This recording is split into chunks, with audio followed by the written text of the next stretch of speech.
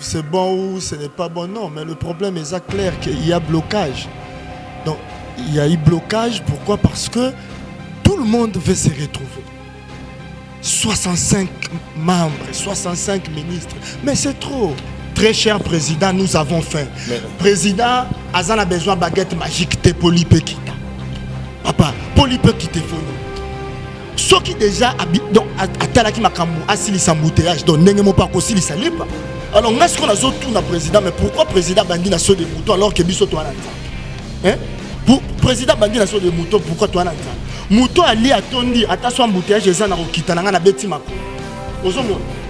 Donc, tous en a posé Toli à Batufo Balia. Vincent Mboka et Zana Passi. Peuple Azana Nzala, Nani Kolobani. Nani Koloba, Makambo et Belé, Netiba Kolia, d'abord social. Il y a des fois à la priorité, papa. Est-ce qu'il y a des acquis priorité? C'est vrai, peut-être qu'il y a des gens qui ont dit mais papa, et la priorité, c'est mais non, ceux qui ont dit que sont des moutons, banda bagata, ti na bandunduville. Non, ok, bravo. Pourquoi? Parce que Banzele Koti Sabilo Koli Angwana. Mais Bocheninga so des moutons à boulevard, Yebisanga, so des moutons à boulevard, Poto Sanamoni. Bilo Konini, Oerozana Katia Mutuka, na boulevard du 30 juin, il faut comme à la magasin à cause d'un embouteillage et coupola. Et l'autre côté. Mais Bilo Kofo Longwa Bandundu, Misama, il m'a refait Longwa Bandundu. Pour y aller Kinshasa, pourquoi? Parce que peut-être vous avez l'information en a été. Kobanda Bagata Wana. Si na Bandundu-ville, à peu près 250 ou 300 km, papa. Mais c'est une route non asphaltée. Mabélé, so que qu'on a les retours, il faut bel hémorroïdes. Si qu'on y a bis en attend, on a au moins bilo quoi bongo. Alors on a au moins boyende à botel biso so des moutons à boulevard. Y a bis en et so servir nani na boulevard. Et pour ma kamouya kolia échanger, papa, est-ce que yango peka il faut toser là, baso des moutons, c'est il faut gouverner bien. Est-ce que pour passer la basso des moutons gouverner Bimaki? Et Bimaki, pourquoi pour photo lia l'IP qui te faut gouverner Bimaki? Il y a au moins la volonté politique. C'est-à-dire, nous avons lancé campagne pour la priorité Zanotolia. Priorité pour le peuple social. C'est-à-dire, social dans les éducations, les santé. La place au Tchela Bisso, basso des moutons. Ça la musée, papa n'a biso musée, paix à son âme. Ayaki na idéologie, na imba moto mona kaba cantine populaire. Aye bon peuple, bon foot à maïté, na habité soyo pour foot à maïté période wana. Voici babilo ko bongonde. Biso tous en a besoin na yaso de moutons te. Batu bazo liate. Pourquoi faut-on vivre à kaka to dépendre à la diaspora? 65 000. Est-ce que pour diriger ces pays, il faut kaka to zana 65 membres? Est-ce que le gouvernement ne fait zana 65 membres? Mais si on a dit que la constitution aujourd'hui, c'est Joseph Kabila. Tobo ça n'a pas constitution. Tobo ça n'a pas le bibou. Rien ne peut se faire sans Joseph Kabila. Autorité morale à FCC. Non. Et puis place où on a Kabila a président as autorité morale kakaya FCC. Kabila non papa. Vous respectez Kabila. Kabila n'est pas seulement l'autorité morale de FCC. Tout le monde au jour d'aujourd'hui doit consulter Kabila. Il est le seul qui a l'avenir politique de ces pays. Il est le seul qui connaît l'avenir politique de ces pays. Kabila, c'est ce qui va se faire demain. Au moment où le président Fati Azaki a besoin d'un conseil, il y a sénateur à vie Joseph Kabila et tant basolo limote koufi akende ko luka maman Djouzi Wambo président Fati tant bilinga zaki na mboka luka maman Djouzi Wambo est-ce que akende ko luka na ebité na tanga kombo na pourquoi akende ko luka tala Kabila wana il faut to pese ba respect biso ndeto mona munena Kabila te yango na miko. Abonnez-vous et n'hésitez pas non plus à liker la vidéo et d'activer la cloche de notification. Voilà, comme ça, c'est parti.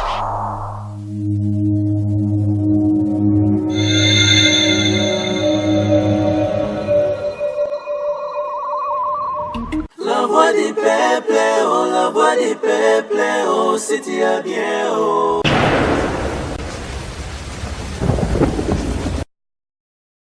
Salut chers amis téléspectateurs, nous sommes une fois de plus très heureux de vous retrouver nombreux devant vos postes de télévision à travers le monde pour suivre votre émission Rendez-vous valable au Totretaka.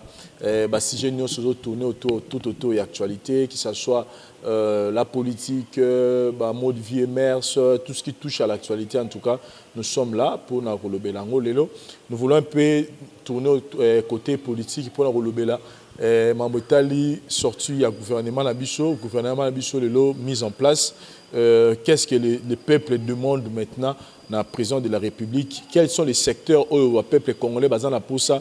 Il y a d'abord changement et puis tout comme on a bourgmestre Nabiso à Silbongo ko nommé tout ça la permutation il y a bourgmestre et il y a talipé ville à Kinshasa, comment est-ce que les choses sont en train d'évoluer. Et puis nous allons essayer de parler de tout ce qui tourne autour, il y a actualité, il y a politique à Mbongo Nabiso. Et aujourd'hui nous avons un Molobeli à Mboka, l'honorable Yann Bongibo, Togombeka P, Kosolana et Marambutu, et tourner tout autour, il y a actualité à Mbongo Nabiso. Bonjour honorable. Bonjour Vincent Chiluizi. Voilà, en tout cas, Toza, une fois de plus, je pense que c'est pour la troisième fois.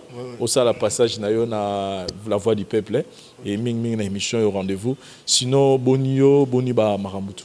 Non, ça va. Marambutu se faisait bien. Nangolo Nzambe Kaka. Donc, on a dit que Biso Toza ba autodépendant Kana Nzambe. Donc, so Nzambe te ma trop. Lecture ni nozo sala jusque là na Italie politique ya mboka na biso. Jusque là, autant la caméra s'il vous plaît. Oyebi politique Yamboka, je crois que dans Zalanga Morote Toza est belé, Toza vraiment dessus. Donc Oyo Toza n'a pas si par rapport à Otalande Makambo Ezo Tambola. Donc Makambo Ezo Tambola bien té. Il faut pas to bomba yango, il faut to loba pour bakambi ba mekampe ko bongisa. Donc le pays va très mal. Le pays va très mal. Dans tous les aspects. Le pays va très mal. Donc ils ont un domaine mon côté bon. Au moins ça va. Donc dans tous les domaines, le pays va très mal. Dans tous les domaines, le pays va très mal, mais tout le monde qui et puis toujours tout le monde qui n'est Balaga Gibiso sorti à gouvernement parce que jusque là le président de la République a travaillé kaka dans le gouvernement Oyakutaki.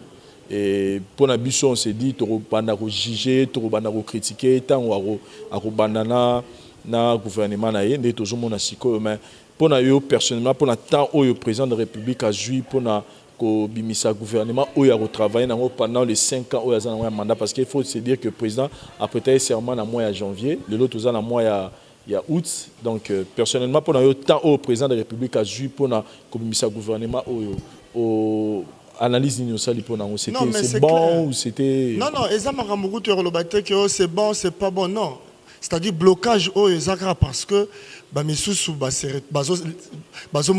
retrouver donc bref tout le monde veut se retrouver. Vincent papa c'est bon ou ce n'est pas bon non mais le problème est clair qu'il y a blocage. Donc il y a eu blocage pourquoi parce que tout le monde veut se retrouver. 65 membres, 65 ministres. Mais c'est trop. Obike ezo sala na pasi et puis ezo kamwisa mwa muke au mona bande ko mususu bazo le kana télévision nazo landa bango pe na ba chaîne à YouTube. Au kabamba lobike non, le pays comme la RDC avec plus de 80 millions d'habitants, 65 ministres, c'est rien mais non. 65 minutes. Est-ce que pour diriger ces pays, il faut qu'à 65 membres? Est-ce que le gouvernement en fait 65 membres?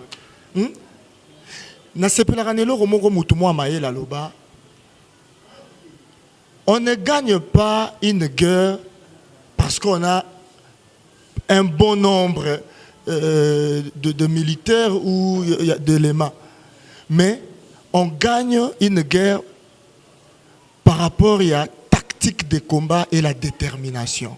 Donc c'est-à-dire que même avec 5 ou 10 ministres parce que tu as 65 ministres. Oui, 65 ministres, on a sur le budget parce que tant que 65 membres, il y a d'abord des ministres, il y a des vice-ministres et chaque ministre a son cabinet. Dans le cabinet, au moins, on a conseiller, la biso a plus ministre, a plus de 20 conseillers, plus de 30 même. Donc, aux hommes, on a soigné Zambongo. Et ressources à Kawanate. Au moins, tant que comme Bakende, Balongwa, ou bien soit le gouvernement, ou comme démissionnaire, il faut Bakende, créer les bisous, les sous locaux, outil gouvernement, les démissionnaires, ou l'autre, outil au sala, créer une loi mokono, avantage pour les ex-ministre. Non, c'est de trop, papa. Il y a un moment où aucun politicien à s'intéresser à le peuple congolais. Aucun politicien s'intéresse à peuple. Moi, il y a besoin de Congo, non, parce que tous les Congo. Que l'homme politique congolais a le peuple. A un avantage. Tout le monde qui a un parce que tant que ministre, tout le monde veut être dans le gouvernement. C'est ça pourquoi. Parce que mon a comme ministre, a resomba bandaku, a rotinda bana na poto, a robala basi belé. Yo kasi mutos batuana bazo sepela ba comme ba ministre pourquoi parce que azana souci na comme ministre pour na bongisa mboka non. Ailleurs, mutu cause la ministre eza responsabilité, c'est toute une responsabilité, c'est une charge.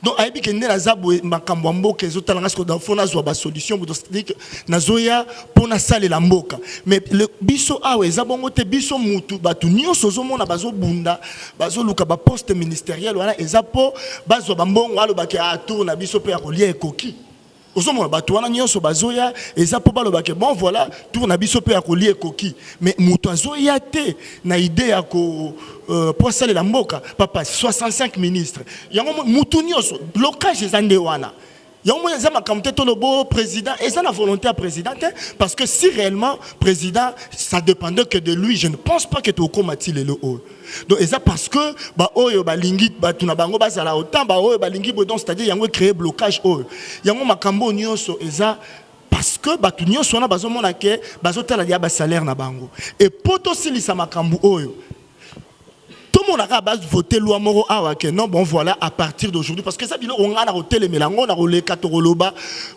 musala ngwa ba député obiso to voter que ça se connaît parce que maman monde yango va voter loi moro boy que non ba to wana nyo sondeti ba ministre wana ba kitisaka salaire na ba on a $2000 non so muto linga susu ko za ministre té hein bazwa salaire ya ba député ba kitisango na $1000 papa au monde na mutu moko te le lor lingo za député parce que tout le monde qui a plus de 500 ceux qui 1000 ceux qui combien de candidats tout le monde veut être politicien tout le monde veut être ministre tout le monde veut être député pourquoi parce que bazala ba salaire moko donc non hein au moins salaire ya mutu et qui est tellement belé ya moni mutu nyoso linga comme siko par rapport à blocage yango quand même le lot moni que et enfin fumée blanche gouvernement ebimi c'est maintenant le temps au Tourbandi Koubani ko juger Penza président de la République na biso par rapport à Moussa Neri Azuka Mamboka chowana ya ba ministre ndenge salami ndenge totali na ba ministère nyonso pona yo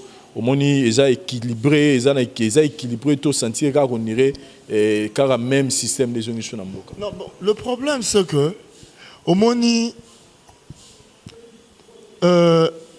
makambo ndenge zotambola na yonanga to yebi d'abord le président de la République ezate ki asali choix na ye na batu na ye donc ouais a pesi bango chance que pour voilà zo compter sur bango d'abord il faut noter que gouvernement oyo eza gouvernement moko ya coalition c'est-à-dire nangambo mosusu tozana cash et puis de l'autre côté eza FCC déjà FCC eza majoritaire donc parce que yende mutapesi ba ministre et bien puis le ministre y a pesi et choix ya président Mboka ya président de la République donc eza ba proposer c'est vrai ba proposer ba kombo beleye apona mais eza kaka donc c'est-à-dire choix na yazo sala eza par rapport il y a sélection oyo déjà na ngambo musu basali ye moko azaka soki na 23 soki 24 awa Donc déjà 23, 24 ans, on a payé. Donc il y a Azana Ndambu, Balié, Bango.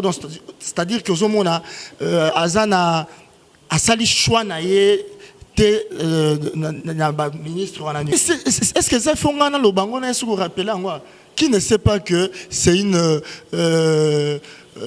un gouvernement coalition? Qui ne sait pas qu'il y a eu accord ou il y a des accords entre FCC et Cash? Et ça coûte ma campagne. On a gâté mon nom. Le bango mo ba le bango na TV ou l'andaraba nani secrétaire général à IDPS à le bango mikolonioso sur lundi président intérimaire à IDPS à le bango mo ba le bango ba yo rasonité.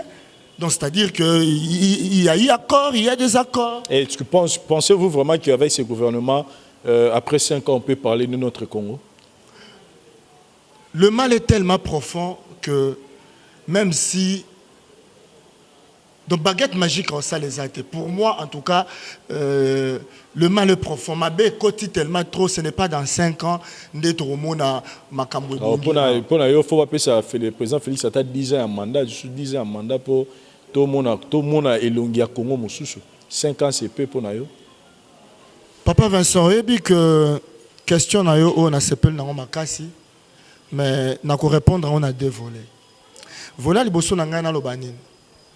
C'est vrai que le mal est tellement profond que 5 ans nazo mona ngo mingité pour makambo Congo ngwe koma soki États-Unis, soki mboka ngwe koma soli ndengeni. Parce que 5 ans tozolo baka lelo to la muki 5 ans za lobi lobia ouais. Donc c'est-à-dire que déjà na liro makambo ezokende dans nazo mona il y aura que des blocages. Et à chaque fois qu'il y aura blocage, moi makambo bongezate. Et mboke bongaka tepo ba tchelibiso bato baza baboga ou bien ba tchelibiso bato yo ba tanga mingi ou bien ba tchelibiso parce que lelo o souhaite tali malamu ngana lo bango mikro nyoso bato ba bomi mboka oyo eza ba viona nyoso ba tanga mingi eza ba viona nyoso bazaza na ba 5-10 diplômes bango ba bomi mboka alors que mboka ebongaka pona diplôme kututé mboka ebongaka pona volonté politique. Et le réseau zanga biso na mboko eza volonté politique ezate batu nyonso anozomona na lo ba awa na sala exception mutute batu nyonso zomona na mutu na volonté politique ezate balakisaka volonté politique soki na azui poste te tango azana na pasi na ba galère ou bien azo opposant ndazo lakisa bino comment yaza na volonté politique sala ka moi j'ai moi muke pesa e poste au moins ndenge mutu ko changer parce que makambo ya bandolo ba sala ngote et le koyo comme luka ndenge na ebisaka bino asomba na bandako parce que tout le monde yango ah lelo oyo to rolo bango lisute grâce à Kabila to découvrir bato ana nyonso Kabila démasquer bato ana nyonso Kabila alakisi biso que lelo oyo mutu aza na volonté politique a ezate bato baganga kao mboka pasi peuple ezaki ka poza na pasi aussitôt ka 8 tout le monde ande ba changer donc wana ezaki vola liboso alors na vola mi balesko na ngana lo bezani c'est vrai tozolinga te que dans 5 ans wana Malamoko Kinshasa comme à New York mais au moins babiloko élémentaire ezali donc comme la bloc élémentaire mais quand vous dites que ba politicien na biso nyonso ya mboka ba dingi na bango mbo bazana bango na bolingo ya peuple té batala ka ba intérêt personnel c'est-à-dire que c'est comme si ozo pesa biso que toza suna espoir té pour na mboka na biso c'est-à-dire que ce cas pour bango de bazawana c'est-à-dire que to bossa na biso que Congo ko bonga ou quelle est la solution pouvait donner na peuple to na président de la République pour que mboke bonga parce que quand vous dites que politicien il vise d'abord son intérêt bazana ba discours et bien on a du pouvoir tant on a pouvoir à changer de discours donc on est pour honorable tozana ba konzamboka o ba lingi na bango peuple té maintenant quel avenir c'est-à-dire sur quelle perspective vous monde avenir à Congo et puis batu nini au monde solution nini oyo ko pesa pour que tout le monde a changement na niveau ba kambi na biso mboka. Mais non, l'avenir de ces pays est tellement sombre. L'avenir de ces pays est tellement sombre. On ne peut pas espérer au changement. C'est-à-dire tozo espérer kaka. Parce que tu espérer aussi longtemps que yo l'acception déjà que non mais l'avenir est tellement sombre pourquoi parce que bango nyonso wana nde balakisi biso bizaleli na bango. Makambo na oloba oyo papa. solution nini solution ezali yango tozoloba que tant que bozwi décision il faut ça ba décision moko bo appliquer yango parce que il ne suffit pas pardon quand il y a koloba. Mais qui doit maintenant appliquer pour que tout le monde a changement au niveau de la politique? Voilà, c'est lui le garant de la nation, c'est le président de la République. Yango motozoloba que makambu oyo même président na campagne naé ou alors yango moto comment comprendre que bon c'est normal de comprendre na biso que maramunyo so batu baloba na campagne basala ngote. Parce que la plupart ya makambu président a ebisa biso na campagne yango te tozomona. Ozomona. Nga nazoloba boye. Yango mona ndo ebisa. Déjà école primaire aloba na biso ezalo fele. Yango pe eza exécuté. Au moins na kokota na angle wana te. Mais déjà, ce qui est les prisonniers politiques et belé to ebaki na mboko na biso ba libéra bango. Au moins na répondre par rapport à ndolobi makambu ya rentrée scolaire. Et puis le lobby que président est-ce qu'on doit no bloko yo monique alaka ki peto moni na saleli. Le problème ezaka été otia classe au félé. Otia classe au félé bana ngo ba otanga wapi. Est-ce que que ndeza boye. D'abord pour na otia classe au félé, oui, eza bien, eza malamu. Mais normalement, il faut construire plus ou moins 30 000 écoles. Il faut battre d'abord na Congo. Parce que autant la image te papa. Batu otanga azotanga bongando azoleka na senior kasoki neni azotanga. Est-ce que mon amaramboana? Problème est que tout le classe est comme au fait. Le problème est que d'abord classe au fait oui, mais ba otanga wapi na ba condition nini. Parce que tu es nos classes au félé. Mais moi, je suis en place à Ligorodo Azole la nase. Ma camion ce professeur Azole Bakuno yo kangote. Ozomon. Oh non, donc nazob sautala. Omoni makambo ezarate ke osali yango tango lingo sali loko action ya malamu basala ngo mobimba. Sala ngo mobimba. Pourquoi? Parce que avec le Congo, il y a beaucoup à réparer. Donc président par Obana noté abano on a 30 000 écoles abani non o ya moni ki zana no disponible ya ça. Yango moni lo na website yo. Problème est ça. Il ne faut pas que loba po sepelisa biso pour que to sepela le président lobaki asali yango te. Ce qui moyen ko sala ngo nano ezate ko sala te. Biso toza on a tete olinga kaka oloba na biso makambo buka poto mona kolobaki mais en réalité et salamate te parce que toza pena na posa batu batanga ceux qui classe ezo fele puis batangi na ba conditions bien. On se comprendre. Ceux qui classe ezo fele batu batangi pe na ba conditions bien. Nazo contre président de la République te ba ceux qui azui babylonio sozo sala so eza malamu to beta maboko. Mais pourquoi ceux qui te montrent que bon, les amalamu mais président tala bongisa côté bon mabeza wa. Parce que nazo pour la question na mona ki ba bongisi ba réhabiliter école ngana tanga ba benga kuna ke na réunion avec Mokengeli ba réhabiliter ngo président Pesaki ba sélectionner qui quelques écoles ba réhabiliter ngo na ba frère à présidence dont ya président de la République. Na sepeli na bi bravo les amalamu. Mais bongisi kaka ceux qui sur 10 000 ou 20 000 écoles, par exemple, Bobongi c'est qu'à 10, ils ont un impact. Vous avez yango tozolo baké, tozo encourager à ça la biloko wana est à l'effectif, c'est-à-dire que do bandi eloko osali yango dans toute sa totalité. Voilà, to yena problème il y a un gouvernement ebimi, to yesko na aspect moko oyo to moni yo lancer déjà campagne mon au niveau des réseaux sociaux peuple azananzala. Ça veut dire quoi? Peuple azananzala eza campagne de sensibilisation oyo na lansaki yango na baki na bandana nous na ba médias et puis après bon on a tout ça la peine d'action sur le terrain. Donc c'est-à-dire to kende to bandango to zo kende aux ala palier par palier hein. Donc c'est-à-dire to banda na ba veni na ba maison na maison communale Montokei au moni to za mois 5 mois 10 na ba polo na biso ke cher président, nous avons faim. Donc, et puis, tu vas bongo tito comme à niveau que tu es en assemblée nationale. Pourquoi? Parce que Batou, oyo, obi, tu vas pas faire ça. Batou, bazaki censé avoir le makambo bisoto au sala. Et ça, Batou, bisoto votaki. Yango moni ke comme nango cop mutu mo ka ro tape mboka ye ka lukimbo ko mbongo na ye donc bisoto ye ka poto bongisa ye. Donc, kozala député, na kozala soit ministre, c'est synonyme de la vie. Donc, moutoumo boye po biso to bongisa. Ayete po a aider biso bien à comment molobeli na biso. Parce que ndenga non lo baboui. Non lo baka parce qu'on a vu une initiative, on a pour la monnaie que non trop c'est trop, le peuple a fait. Tikana lo ba. Mais est-ce qu'il fallait ngande na lo bango? Oui, il faut le bango, mais bateau, il faut pas comme Isango à qui des droits zanani. Bateau bazan l'Assemblée nationale. Expliquez ce peu moi philosophie na wana peuple azana nzala. Peuple azana nzala na linkolobani. Na linkoloba makambo ebele neti ba kolia d'abord social. Yango ndefo za la priorité papa. Naza contre ba initiative mususu ba blom sutozo mona ndeti ya ba saut de mouton wana naza contre yango te. Mais est-ce qu'il y a des acquis priorité? C'est vrai, peut-être yo lingo tout nanga motuno lo ba nanga obi mais papa, et sa priorité tendeni so nzele za mabe biloko lia ekota ndeni. Mais non, ce qui boye bisenga que so de mouton wana ba tiango ndeti banda bagata ti na bandundu ville. Non lo ba OK, bravo. Pourquoi? Parce que banzele kotisa biloko lia yango wana.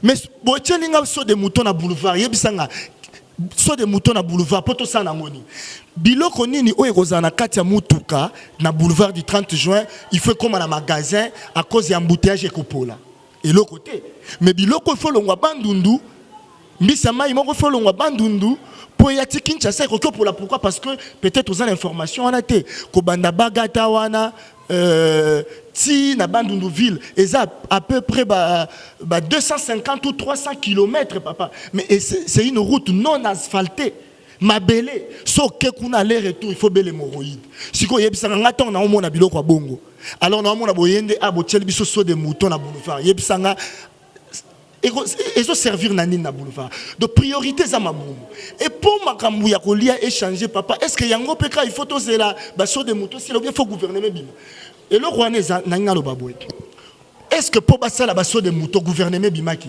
et bimaki est-ce que pourquoi pour photo lia lipe qui te faut gouvernement bima il y a au moins nazol besoin makambu volonté la volonté politique c'est-à-dire nazol lancer campagne pour la kolobake priorité za na otolia. Priorité pour le peuple social, c'est-à-dire social dans les éducations, et la santé. Na place au la biso basso de mouton. Ça la tanenge musée, papa na biso musée paix à son âme. Ayaki na idéologie na mba moto mona ka ba cantine populaire. Aye bon peuple bo futa maïté na habité so yo pour futa maïté période wana. Service national. Voilà, biloko bongonde. Biso tous a besoin de so de mouton pourquoi faut vivre à kaka to dépendre à la diaspora le lot peut diaspora on va comment va personne à nos grata dans ton linga bango to ba combattant to so finga bango obi nga na finga bango te na lo ba ke combat na bango eza noble combat na bango eza noble. C'est vrai qu'ils ont un bloc, il faut pas réparer le patron de la musique congolaise, Kofi Olomide au Baranabango, qu'il faut pas mettre bongisa. Pourquoi? Parce que problème na bango acharnement on a contre les musiciens. Pourquoi? Alors que quand les musiciens sont des politiciens. Les politiciens sont des chauffeurs, les politiciens sont des cuisiniers. Parce que les politiciens sont des chauffeurs, des cuisiniers. Pourquoi s'attaquer à les musiciens? Donc c'est pour dire que tout le monde dépend de poto. Obi ke soki bato poto ka lelo tozo seka biso to finga bango ba via pasi boza kuna ba distrait mais obi ke soki bango te menazo bisayo bango baza parmi bato ba contribuer même pour na ba campagne ya ba politicien belo zo mona lelo bazo finga bango. Alors mboka nini yango wana faut vivre na diaspora yango olio na campagne ya yango na campagne wana ya très cher président nous avons faim président azana besoin baguette magique te polipe kita papa polipe kite foni. Ce qui déjà donc atalaki makambu asilisa embouteillage donc ndenge mo pa ko silisa lipa. Alors ngas qu'on a zo tout na président mais pourquoi président bandi na so de mouton alors que biso to ananza hein pour président bandi na so de mouton pourquoi to ananza mouton ali atondi ataso embouteillage eza na kokita na beti makolo ozomo donc toza na posa to lia batu fo balia Vincent Mboka eza na pasi. Campagne en haut, aux pensants, je pense que nous avons déjà campagne aux ça mais sur le plan ça vaut ça la non comme ça message na bino la comme ça message on a voilà bon message on a d'abord pour comment oyebi que c'est là moyen voilà donc déjà yango mo na bandi yango na ba internet awa bien que bato belé ba négligeaka internet na bango mo ba politiciens ba comment les politiciens internet les politiciens des réseaux sociaux alors que ce que les réseaux sociaux zo la nama kolela quand même ba TV na biso na Kinshasa ndeti nga na zanata la ba chaîne na biso awa ta ya Kinshasa. Avec ton téléphone. Mais na téléphone nanga naza donc nazolanda en temps réel l'actualité politique en mboka. Donc c'est-à-dire que les réseaux sociaux ne yango saleli bato belé ba campagne. Ya nga na leki pour le baké toujours ça la campagne wana. Il y a que nous avons faim. Priorité ça d'abord Libumu papa. Très cher président, nous avons faim. Priorité za Libumu. Priorité za ndengo na tomoni au côté na makambu éducation. Priorité za santé. Bato bazo koufi za la santé après 21e siècle muta koufi pour ani batreta qui était mbongo ezaki te 10 000 francs. Nga na za na master koufa na hôpital nini hôpital général nazo biso camarade nanga paix à son âme Dadi Ngoy. Akoufa pourquoi Azaki a besoin ce qu'il fallait oxygène mais si que balobi nanga ke na hôpital ce qui général les alara ce qui moko so mi balé ba tiango na mutu musu ba sala ba tour ba cheo awa ce qui minute ko ki ba longoli donc le temps ba tiaki mutu ba longola ya kufi est-ce que c'est normal après 21e siècle si ko nga na mona bo tonga so de mouton et puis so landel bo so de mouton bimisi mbongo ebele et on a zolo ba papa batango ba kopesa ba conseil wana siko tolo banini so tolo bi bolingi bisote ezolo ba keto zolo ba mabe nga oromona nga mokolo moko tena tika la finga président de la République parce que okotik mona nga tena finga parce que nga na zona pona ko finga te mais na zona pona ko interpeller bango parce que te comprendre que soki bazana nous libanda bazana ba idée to landa bango bazaka na ba idée malamu bazaka na ne pe kanga na oloba mais on dirait ce ka ko komi mayele nyonso ekufi yango skonga nazo senga boy très cher président même nazo ba même atana ba ministre tant ba luka ba sala sélection pour na ba cabinet na bango lokola batwana o bozwaka ba mayele sila ka bango po ba komi.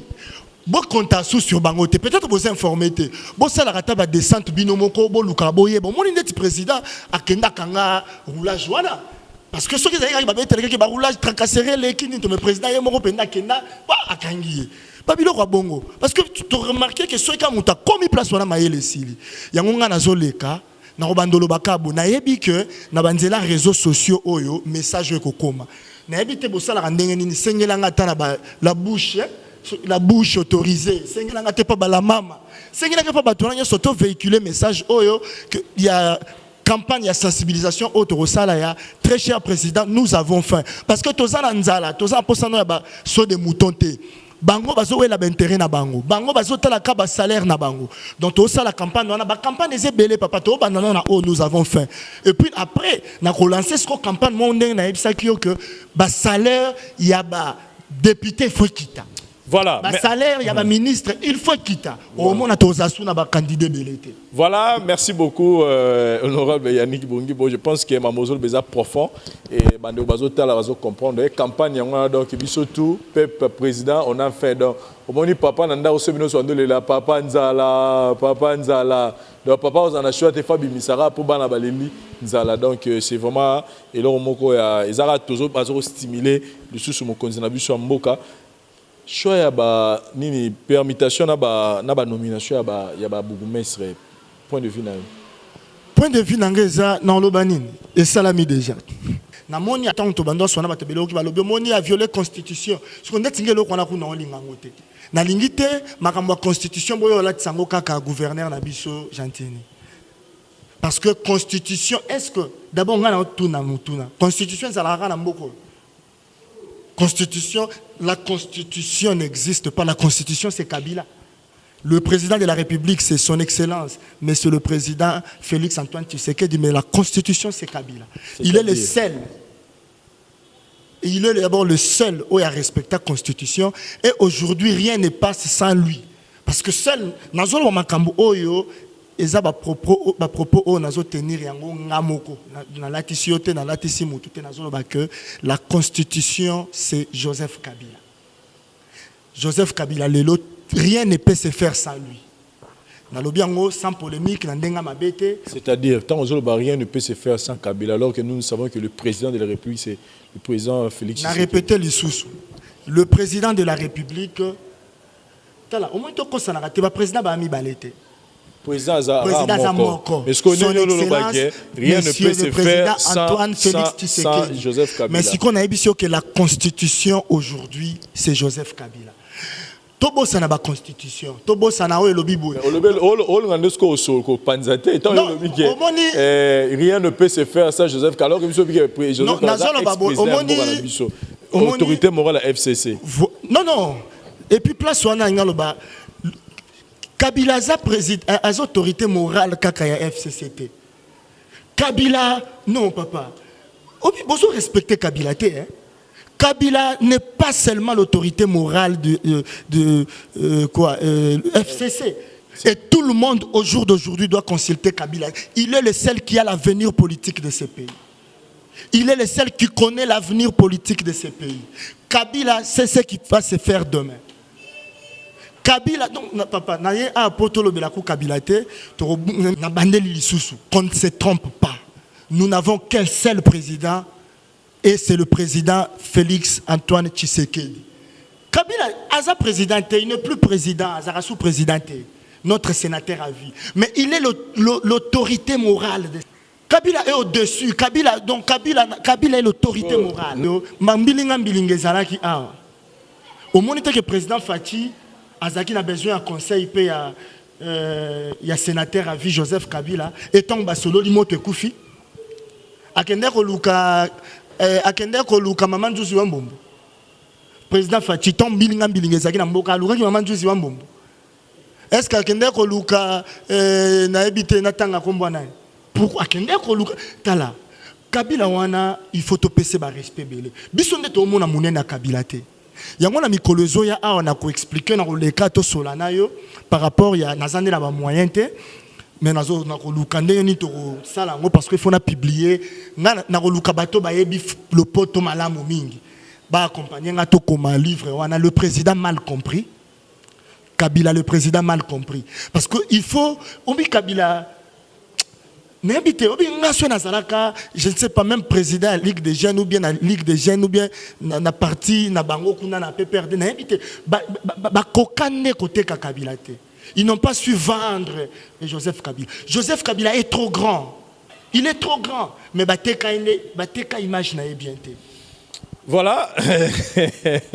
Il y a tellement parlé sur ce sujet, mais je pense que les gens sont en train de vous suivre. Mais message d'ailleurs à Sougezani, alors, Poto, si ça intervient dans l'histoire de l'eau, le peuple a faim.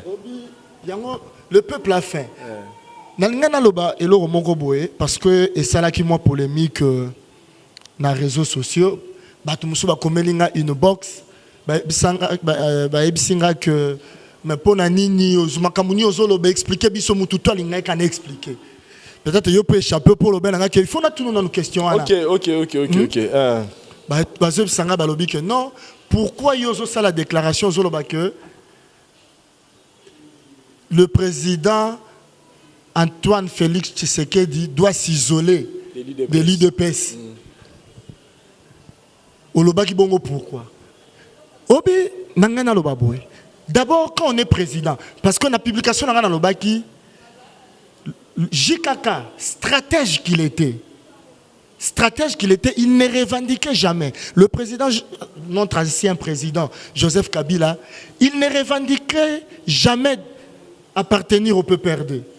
Mais invité soyez de zomona vidéo mon boko laksangango au président. Notre ancien président Joseph Kabila a dit non, je suis du PPRD.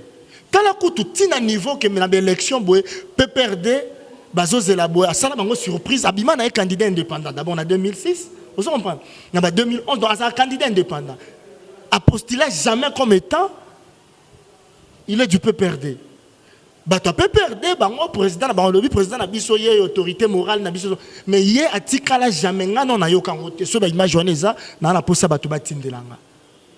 Alors c'est aujourd'hui yango mo na bi bato belé ba comprendre Kabila te même bato bazaki na ye même bato bazaka na ye mais nzamba salinga moi grâce na comprendre Kabila n'enge peut-être bato na ba comprendre qui était. C'est aujourd'hui que na comment comprendre makambo belé pourquoi il évitait cela. Parce que comment Yoko Zalande aux Awananda Zaki n'a pas perdu? Pourquoi Oboya Azaranaï n'a pas perdu? Pourquoi Nazolo Babongo que le président Félix doit s'isoler du PPRD de l'UDPS? Papa, il y a trop d'abus. L'image de l'UDPS, ça ternit. cause il y a ba bavure, il y a ba dérapage, et belez au salama, ba erreur, ba faute grave. Alors que quand on voit l'UDPS, on voit le président Félix Antoine Tshisekedi.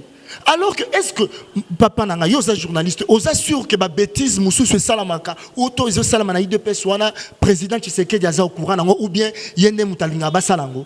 Et on suis pas aka surpris. Mais tant batu ba tala biloko wana ba mona yete. To mona a bakanga président Nabiso notre ex vice-premier président nani ex-premier zakani 1+4 vice-président Jean-Pierre Bemba. Tobando lo bango tout mona ko batu nyoso tozolela makambo ko tu ya salité bokendo kanga mutu tel yekuta batu ba soda na mto kenda keza yete mais balo baranine. Il n'y a pas de mauvaises troupes. Voilà. Il n'y a qu'un mauvais chef. Une mauvaise troupe n'existe pas, mais il n'y a qu'un mauvais chef. Vous comprenez? Donc c'est-à-dire, c'est pour dire que le temps va bavure, n'a pas dérapage, on est ça, on a eu deux pèses, tout va remonter na président Félix Tshisekedi. Alors que peut-être azo zappé surpris na bilon mususu et qu'il n'est pas aussi d'accord nango. Yango ngana zo senga na président na biso. To lingi tellement mingi. Biso to linga to accompagner. Ko accompagner président ezakate ke ngai na senga ke na ko taper présidence. Parce que déjà là tant na banda ba campagne na ngai ba okitsa ba salaire ba conseiller, ba okitsa ba salaire ni to envie ngo lisute. Donc na senga ko aider président ezakate ndé to za libandabo. Alors le quoi to lingi président ngana zo senga e. Peuple congolais, parce qu'il n'est plus le président de l'IDPS. D'ailleurs, il est le président des Congolais, de tous les Congolais. Et il doit se comporter en tant que tel. Alors, on a Sengaye à s'isoler dans l'IDPS. Donc, c'est-à-dire, Tobando Mona, qui est là, comme on sali, à Bengi, Bataille IDPS, au Ligue des Jeunes, et Tchaki Moboulou, à Bengi Bango, à Sona, Makambona, Yaki Pango, li sous-souté. Parce que Bazo salir, il doit s'isoler comme ça. Babylone, on a pas. Et ça, au moins, nous soit sali, le comme l'amour, il faut qu'on l'ait dans pays. Kabilango, Tozolo, Bazaïka, ma bête, tout à la rappel, le quoi, Zaki Liboso, na yo. Tu as la rappel, Ramni, Yamalamu, Yabanda, ça la copier. Pour ma maman, on va copier Rangoka. Kabila, ko s'isoler na ye na pe perdre yango moni épargner na makamususu yango moni ngape nazo senga na boyiba lobaki na fingi pe perdre nazo na fingi pe perdre c'est un parti o na apprécier ka bato bazakuna na linga bango mingi na pesi esusu mbote le président ya Ligue de Jeunes Papi Pungu, en tout cas un monsieur dynamique et très intelligent. Donc je l'apprécie beaucoup. Place à Zana Pessimbote. Tout le monde a battu belé, balekana peut perdre wana. Mais aux hommes ceux tous pourquoi bamankambo belé et banda ko sama na peut perdre et banda ko énerver même population. Et tout bombangote. Ba moment moko boye parce que les lots qu'on se trompe pas à zongi na populaire mais na ba moment mo boyebi que le président notre ancien président azaki sous popularité na Kinshasa. Pourquoi? Donc tellement qu'à image a peut perdre ba banda limangote. Mais si à un moment où le président Papi Pungwaye a joué relève dans la Ligue des Jeunes, côté kuna tomoni papa Nabiso son excellence Arimova a joué Makambu, donc Makambu a changé, moi image a changé, no moni pena Makambu qui n'a pas créé Ubuntu, ba bloqué belé belé voilà, no moni Makambu ya kobonga. Yango moni nazo senga na papa Nabiso. Il doit s'isoler de l'UDPS. Parce que nga, mamozo sama na UDPS, on a un grand parti local à UDPS. Au lieu que biso ngai famille na donc bandana koko na nga na tchaki yango même na bandani bo koko na nga za parmi ba grand donateur ya UDPS. C'est un ami intime il y a Félix il y a papa Etienne Tshisekedi du père à son âme. Donc c'est-à-dire que ezabiloko biso ba mbongo ya famille autre ko lia lipa et ça et kota na parti wana. Donc même si nous avons IDPS, nous avons parti à Mounene le quoi IDPS. Parti au monde où soit coupé l'église naé, n'ayez pas mon collaborateur de tout le bar coupé le logo naé Antoine Tshisekedi doit coufika na bitumba. Si que le lot ton mona type moroboye dobie villageois moboya comme ko tchaba loi moboye à ternir image non mais villageois là ngala ne boba to villageois non villageois là za congolais le royaume c'est pas que parce que vous êtes né au village vous avez la qualité mon mais attention attends dans le bas villageois dans le bas villageois kakaté pour au village. Villageois dans le Bakeza n'a état d'esprit. Voilà. Il y a des gens comme ça, villageois dans Motunaï. Voilà, merci beaucoup, honorable Yann. Je pense que vous avez tout dit. Et bien, monsieur Silité, il y a vraiment beaucoup à parler. Tu as la peine gouvernement au Kenya et puis tu as la campagne il y a peuple Anzala. Je pense que comme la Tina Mato ya Bakonzi et puis Rosala, plan amour et Salama pour que ils la mise en pratique. Dernier mot na yo et puis mbote na bato batalio. Napesi batunyo so kaka bazo landa biso mbote nde na sengelio napesi pe kudu mbote kapo asela nga pe campagne la mama j'ai la bouche autorisée le news des stars donc bah ça la campagne oyo très cher président, nous avons faim. Donc, et puis, nous allons soutenir Batunyo sur la diaspora. Pour nous, on a la diaspora. Donc, Herman Ngumba, Bazana Dubaï. Donc, base Nanganyo sur la Dubaï. Nous sengi bango merci pour le soutien. Nous avons accompagné pour le lobby, accompagner campagne. Base Nangaya Uganda, Coco Flair Bongongo. Donc, on a Dubaï, Charlie Kisanga, la Batouana Nyoso. En Afrique du Sud, Alain Yenga, papa base partout, na Paris, na France, Eric Wawa, donc base Nangezakuna, dans l'Angleterre, capitale Nathalie, donc c'est-à-dire Batoubaza m'a mobilisé, banda biso to accompagner parce que il faut makambo changer pour biso to lembi na biso tindara bambongo na Kinshasa. Voilà. Merci beaucoup, honorable. Merci beaucoup, David Yoante, pour la prise de vie. Puis merci, Nabino Bandogo, Toubotali, émission Oyo, avec l'honorable Yann Bongibo. Je pense que numéro de téléphone, pour se contacter. Numéro de téléphone est à plus 243, et puis 82, 38, 64, 596. Plus 243, 82, 38, 64, 596. Donc, numéro WhatsApp, partout on a la opérationnel. Voilà, merci beaucoup, honorable. Merci Nayope, papa. Merci. Voilà. D'abord, nous féliciter et puis nous remercier parce que ça parmi bateau bazo soutenir Ngamakasi nazo le bango na écran. Donc par contre nazo ya boye yozo tia non seulement quand ozo zwanga na émission mais ozo tia pena ba moyen na yo pour la campagne nango. En tout cas, merci beaucoup. Nzamba pambola yo puis musala mala. Merci beaucoup pour na biso tout le monde prochainement na ba différentes choses na biso. Bye.